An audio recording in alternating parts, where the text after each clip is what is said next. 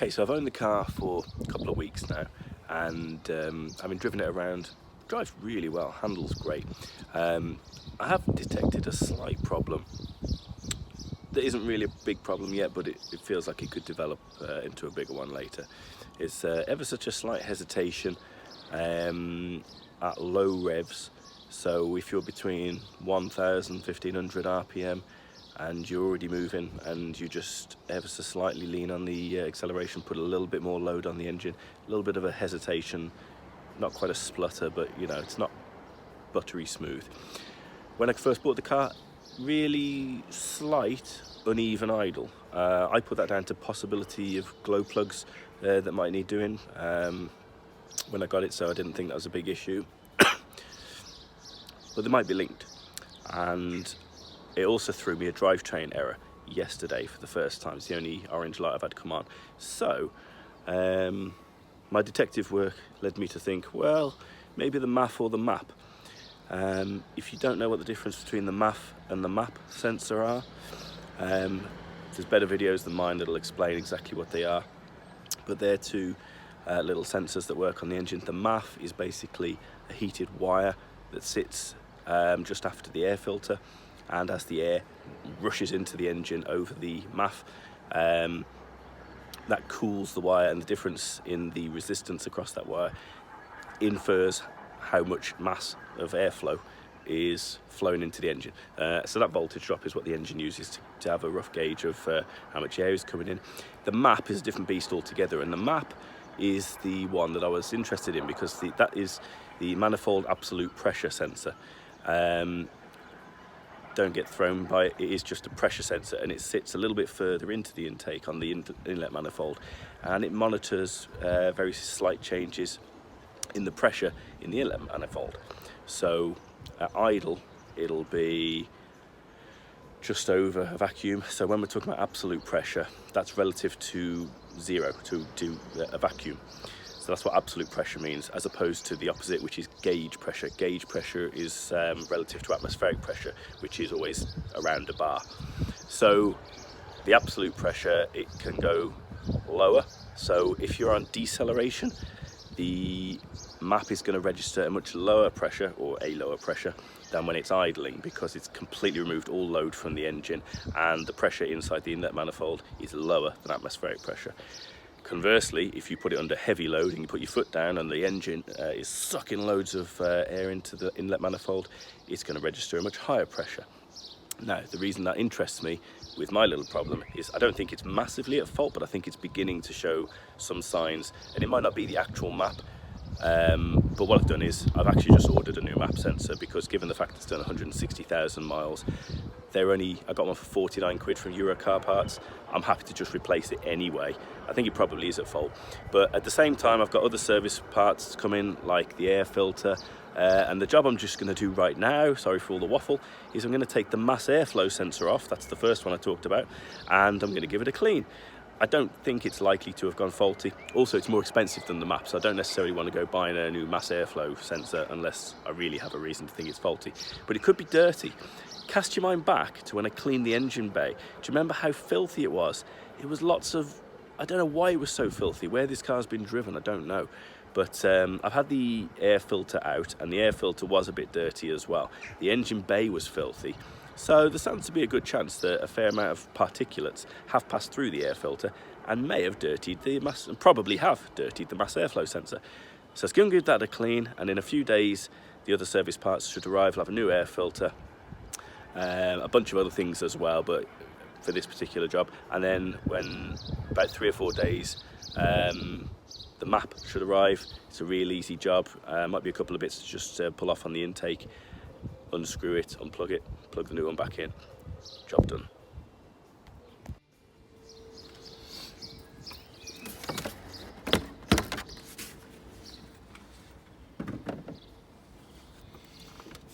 Okay, down here is the air filter for this particular car. You've got a ram scoop, or whatever you want to call it. So the air comes in from the front, is directed to the air filter, up through the air filter, and through this intake here. This here is our mass airflow sensor. So I've never taken this one off before on this particular car. Not sure exactly how it comes off.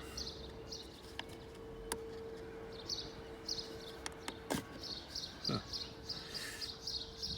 Okay, so it's a 5-wire MAF, which might indicate it's also measuring temperature, which would make sense.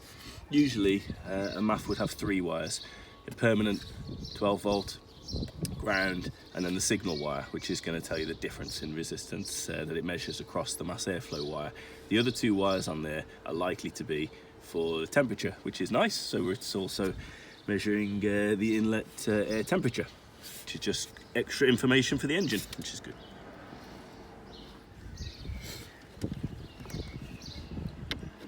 Looks like 1 screw.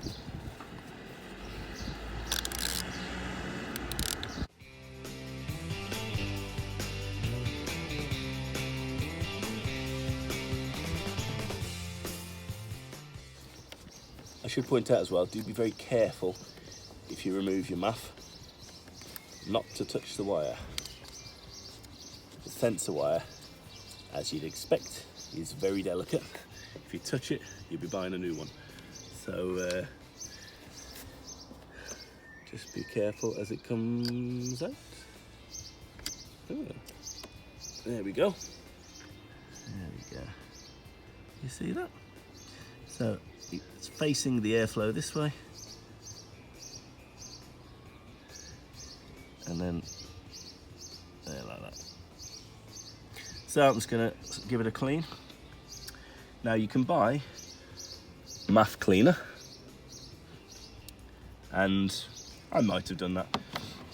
I'm going to be using electrical contact cleaner because, let's be honest, what is mass airflow cleaner? It's cleaning an electrical wire, which is the same as electrical contact, which is what contact cleaner is for. This was like a couple of quid. Mass airflow cleaner's like 8 quid. You know, if you want to buy the right stuff, or the labelled thing, buy it, whatever. I'm not. Same thing if you ask me. I don't know if you can just notice this. It doesn't look very dirty, but I just run my finger across the front. You see there's 2 black lines? That's from me just rubbing my finger over there. So if it's leaving black lines on my finger from just a quick rub, then any particulates stuck on the sensor are going to be bad as well. So what we're going to do is spray this in here, give it a good healthy dose. I'm going to give 3 sprays. Don't know if I'll bother showing you that, maybe I will. It's not exactly riveting, is it? But, yeah.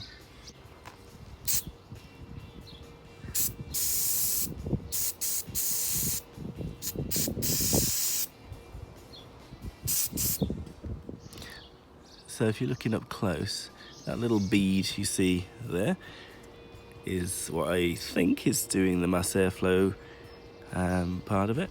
And then if you look inside, where did I see it? It's quite a complicated little device, this one. There's another little wire, you probably can't quite see it, just inside this little plastic gap here, and that's shielded from the airflow as such, so that should give you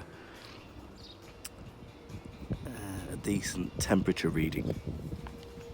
I would have thought it would be a temperature sensor.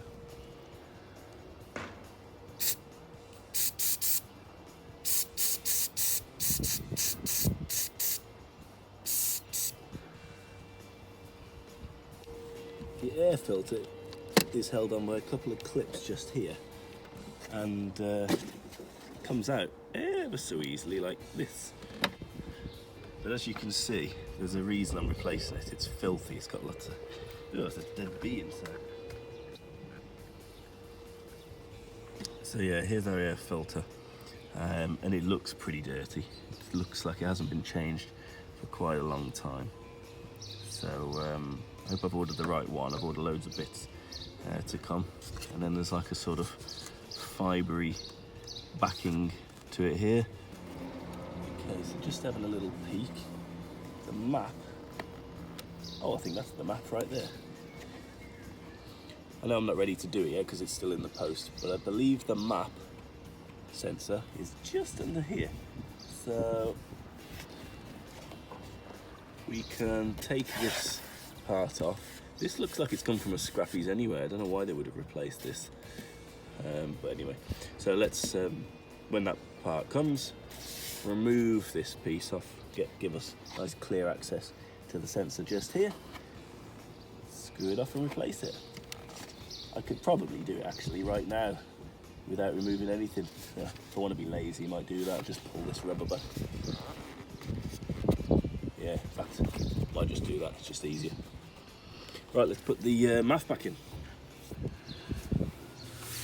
Okay, direction of flow into the sensor this way. Let's put him back in like that.